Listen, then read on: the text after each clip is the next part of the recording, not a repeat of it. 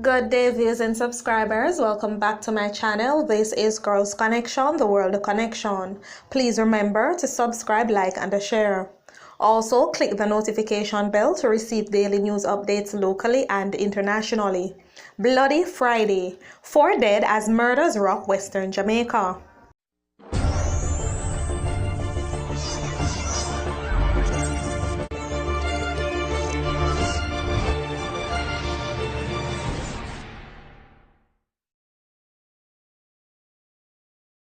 Blood-washed Western Jamaica yesterday as fresh on the heels of Valentine's Day.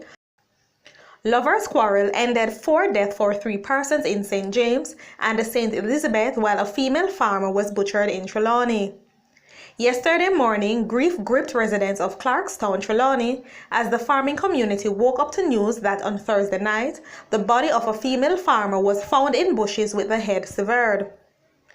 The victim, who was last seen walking in the direction of her farm on Thursday, has been identified as 59-year-old Valerie Miss P. Thompson of Hampshire Lane in Clarkstown.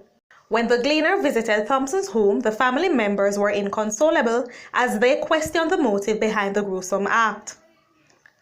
"Them never have to do her so," wailed Kamara Thompson, the slain woman's 25-year-old daughter. "My mother never do nobody nothing, and look how them kill her." The distraught daughter said that her mother left for her farm on Thursday morning and said she would have been away for most of the day. When late evening came and she did not return and calls to her cellular phone went unanswered, a search party went to find her. "We got in at the bush 2 times but we never find her," the daughter said. 2 our man cousin them decide to go back in at the bush and look again. This time we find her shoes, and then we find the body and most of it covered with banana trash. According to Thompson, her mother's body was found nude and had chop wounds all over. "It looked like she did a try to run and them chop off her head from behind," the daughter said. 3 of her fingers them were missing, enough chop she get. The Clarkstown police, who were alerted to the incident, told the gleaner that based on their observations, the elderly woman was raped and then killed. They also believe that she put up a brave fight based on the number of chop wounds on her body. Assistant Commissioner of Police Jermaine de Latibaudiere, the officer in charge of crime for Trelawney, said that no effort would be spared in bringing the guilty party to justice. "This is a most unfortunate incident and we are now working with some strong leads," said de Latibaudiere. "We have already picked up a suspect and we are carrying out further investigations." The beheading of Thompson is the second such incident in Western Jamaica in recent days and at least a third in the island within a week. On Wednesday, the police discovered the partially decomposing body of a man whose head was severed in bushes in Coral Garden, St. James. And last weekend, 30-year-old Brian Mitchell was beheaded in Central Village, St. Catherine. Wife ambushed. While sleuths in Trelawney worked on the investigation in Trelawney, news emerged of a domestic dispute which began on Valentine's Day, ending in tragedy yesterday morning in St. Elizabeth.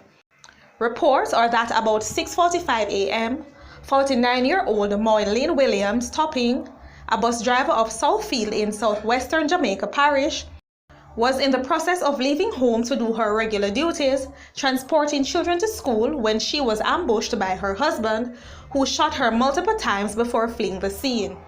She was rushed to the Black River Hospital where she was pronounced dead.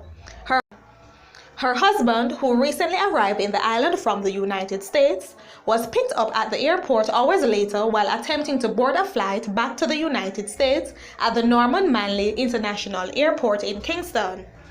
Murder-suicide. Still, there was more bloodletting to come.